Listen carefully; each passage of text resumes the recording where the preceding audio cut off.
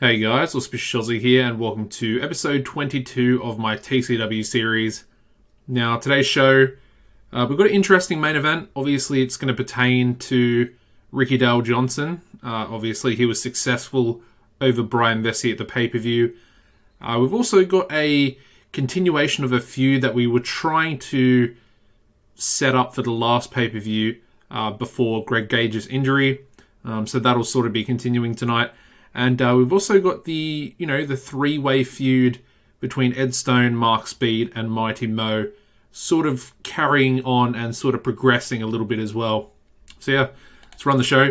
We got two pre-show matches. The first is a six-man tag, getting a 78B.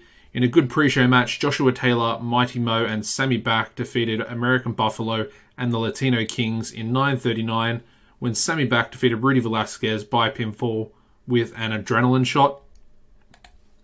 We have Buffalo here improving in Rumble skills and Hector Galindo improving in performance. We then go into an 81B and a good pre-show match. Aaron Andrews, Brian Vesey, and New Legacy defeated Benny Benson, Matt Hocking, Elliot Thomas, and Flying Jimmy Fox in 9:39, when Jay Cord defeated Elliot Thomas by pinfall with a super DDT. And as you'd expect, Aaron Andrews being the top performer in the match. And we also have Flying Jimmy Fox improving in, was it performance? Yeah, performance skills.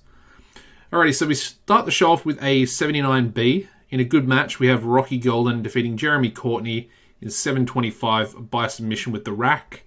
The match did suffer because there was not enough selling shown. Obviously, Rocky Golden, not really known for his selling. And obviously, Jeremy Courtney, he's a youngster, and a budding, well, let's say he's starting to break through into TCW. I think he came from the dojo. No work improvements there. Just a bit of a throwaway match. Get Jeremy Courtney on TV and get Rocky Golden on the show as well. And we're just working the crowd. So, yeah, pretty happy with a B for that. We then go into a 95 A-Star Menace promo. And it's from the Behemoths, and they think that the Dynamite Express is a joke to tag team wrestling. Since they've come into the company, 5 months ago, they've been a bit of a joke. They have not picked, they picked up one victory, I'm pretty sure, and that was obviously in the number one contenders triple threat match, but albeit it was a bit of a lucky win as well. They find themselves up against the Behemoths, of course. The Behemoths have beat them before. And tonight we have Sid Collier taking on Killer Shark in a singles match. But the fans are booing the Behemoths, as you'd expect. They're the heels. And then they get the fans slightly pop once Dynamite Express actually come out to the ring. So they're starting to get over, similar to I don't know who to really compare it to. But, they're starting to get over. The match itself gets a 56 C-. In a decent match, Killer Shark defeated Sid Collier in 9:41 by pinfall with a big bite. And apparently, Sid Collier sustained a bruised tailbone and was really off his game. So, I'm assuming that was probably a botch by Killer Shark. Yeah, it was. So, yeah, Killer Shark and Sid Collier probably going to have a little bit of heat between them. Anyway, moving on to a 77B promo from the New Wave. And they want redemption for their tag team loss against New Legacy. And of course, they're going to be challenging them to a match at the next pay-per-view.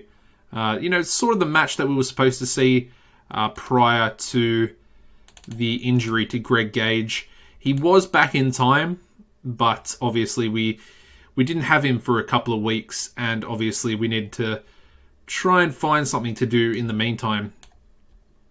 So that match will be booked in.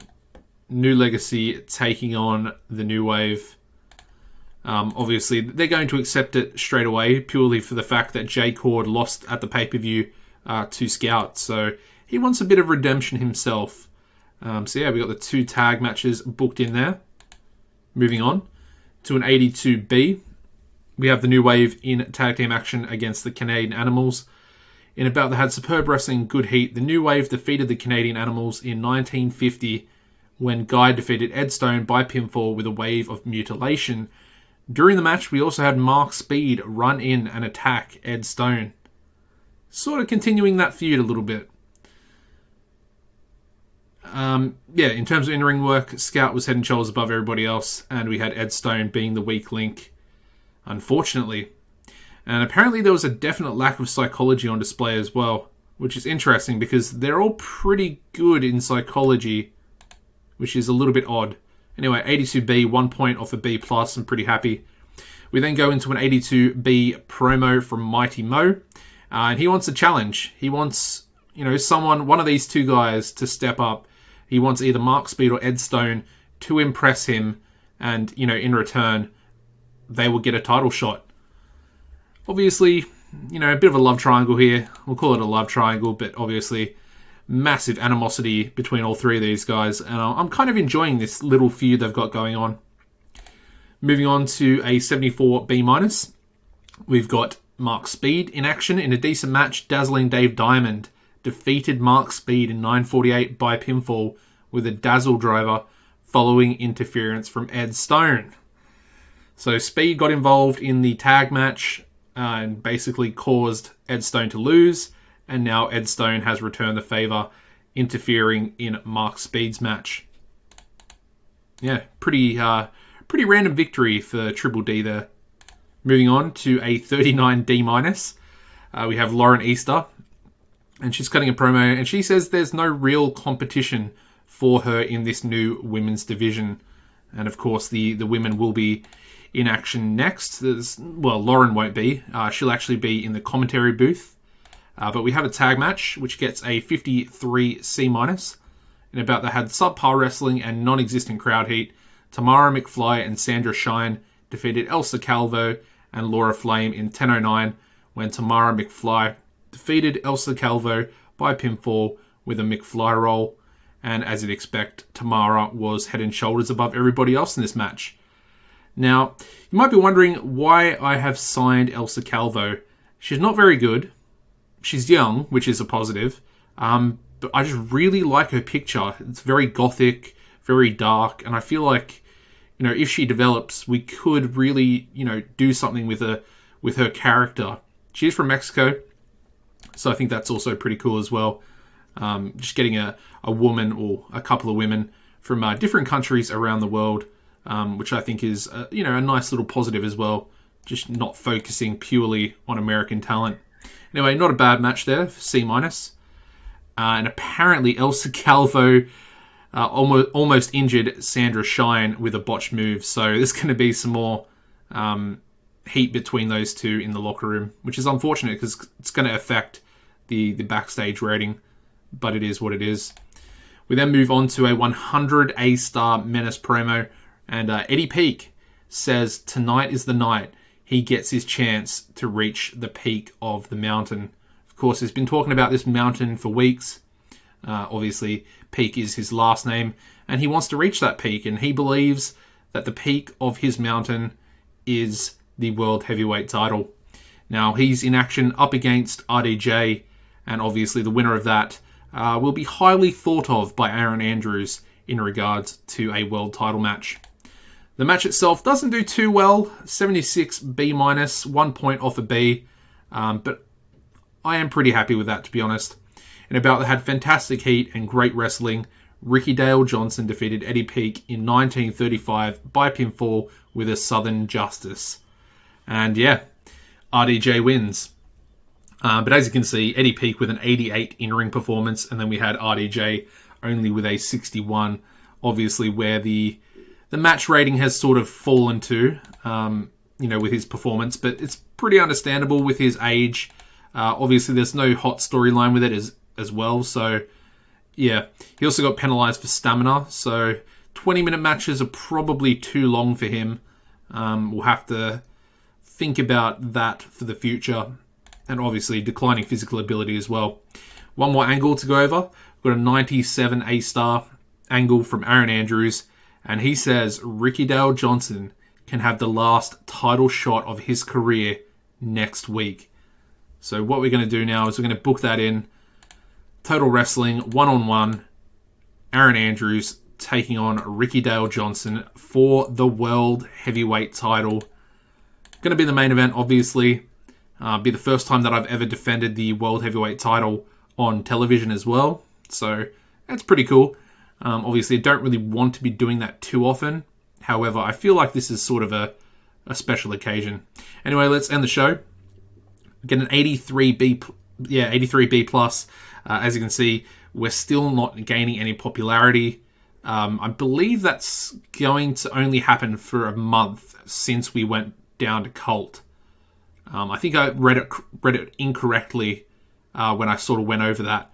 But basically, we don't gain popularity for 1 month, and then for 6 months we can't go above Cult. That is the correct terminology behind what's just happened and the whole cooldown period.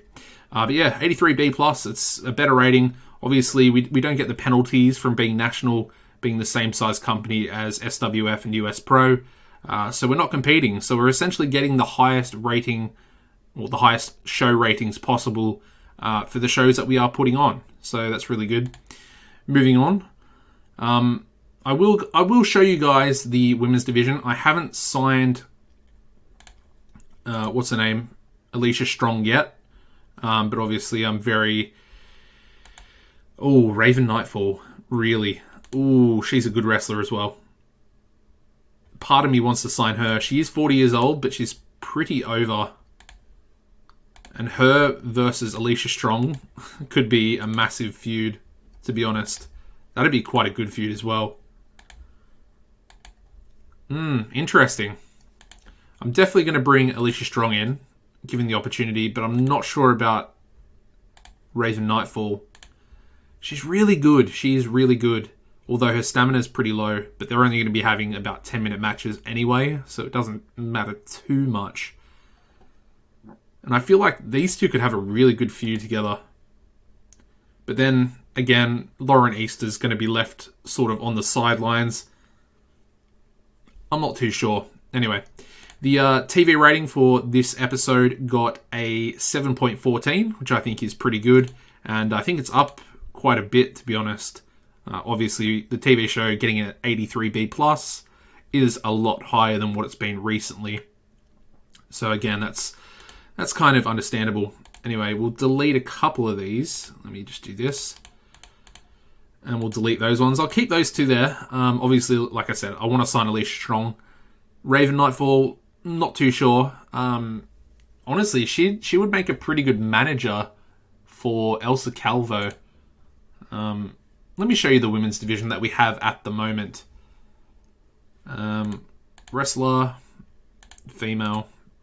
There we go. Alright, so as you can see, it's very small. We've got Claire Winters, who I think is, she's a 1-year pro. She's a budding youngster.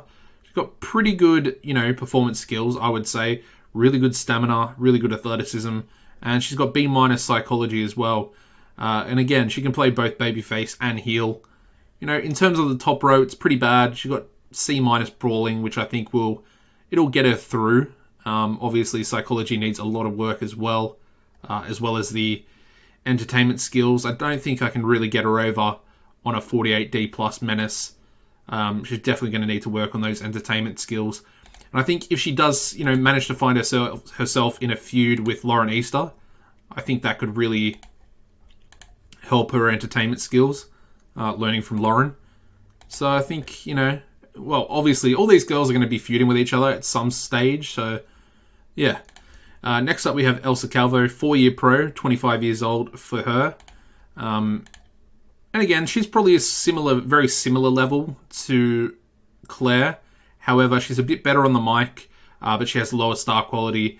And I would say some of her performance skills are a little bit lower, as well as some of the in-ring skills. 52D plus for brawling there. Could probably put on a decent enough match as well. But again, I really, really like the look of her picture, her avatar. And I think I can, do something with a dark, mysterious character like her. So that'll be something for the future. Next up, we have Laura Flame, again, another 1-year pro. A lot of you guys might be familiar with her. She really does become one of the best women's wrestlers in the game in about 10 years. As you can see already, her top row's pretty impressive for a 1-year pro. 72 flashiness, a C for brawling, a couple of C minuses there for Purisu, and then chain wrestling and mat wrestling as well. Really good basics, bad psychology as you'd expect, but she is young. 77B for stamina, and she's got good entertainment skills, lacking star quality massively, which is unfortunate. But again, we can probably get her over to a respectable level. I mean, she's already kind of over. She's getting over quite well. So that's good. Positive. Next up, we have Lauren Easter, of course. We've gone over her, in somewhat detail. Very impressed. She's going to be one of the top... Well, she'll be at the top 2 with Alicia Strong, unless we do decide to bring in Raven. Yeah, I mean, let's have a look at her popularity. Obviously, she's much more over in Canada because she was with North of the Border. But she'll get over. She will get over, definitely. A couple of wins, and I think she'll get up to like maybe a D or a D+. Next up, we've got Sandra Shine. Rookie year for her, only 21 years old. I've signed a very young roster, and I think I've done that purely for the fact that I want to develop these women. And they're all on 10-year contracts, except for Tamara. So they're going to be our women's division, going forward into the future. I might add a couple of people here and there, but I'm thinking about doing shorter contracts for some of the women that we bring in, just to, have more bodies, have a few tag team matches, and then, of course, some of them to go into feuds or short-term feuds, let's say. But yeah, she's pretty good. Really good basics, good safety, consistency, stamina. No entertainment skills whatsoever, really. She's got a bit of charisma, but an F+ for microphones, dreadful.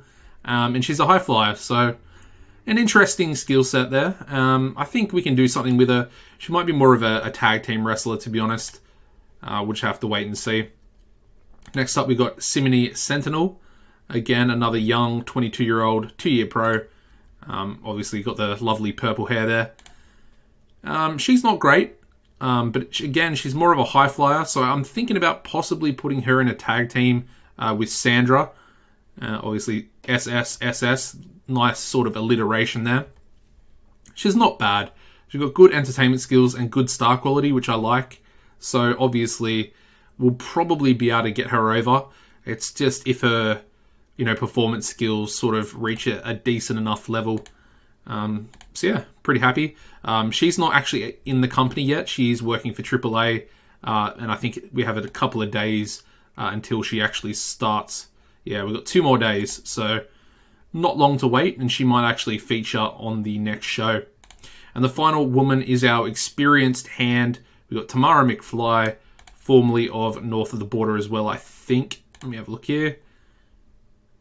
Yeah, North of the Border. And then she was with no one, really. So yeah, we've signed her up. As you can see, extremely positive influence. And yeah, she wasn't really too expensive. She's on a pay-per-appearance contract, and it's only 1,000 per appearance. We've gone with 6 months. Obviously, if things are working out and she gets over pretty well, we might actually extend that.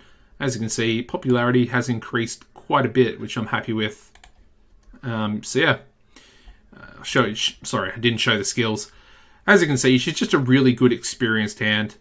She's not going to be sort of getting people over in terms of, promos and stuff like that, but she's got a really good basic skill set, and a pretty good technical wrestling ability as well. So I'm happy with that. And yeah, she'll have a good feud with Lauren Easter, that's for sure. So that's the women's division, and I think that's going to wrap this episode up, guys. So thank you very much for watching. If you could drop a like on the video, it'd be much appreciated. Subscribe to the channel as well. And if you hit the notification bell and turn the post notifications on, it should give you a notification every time one of these episodes comes out. Apart from that, guys, as always, take it easy and goodbye.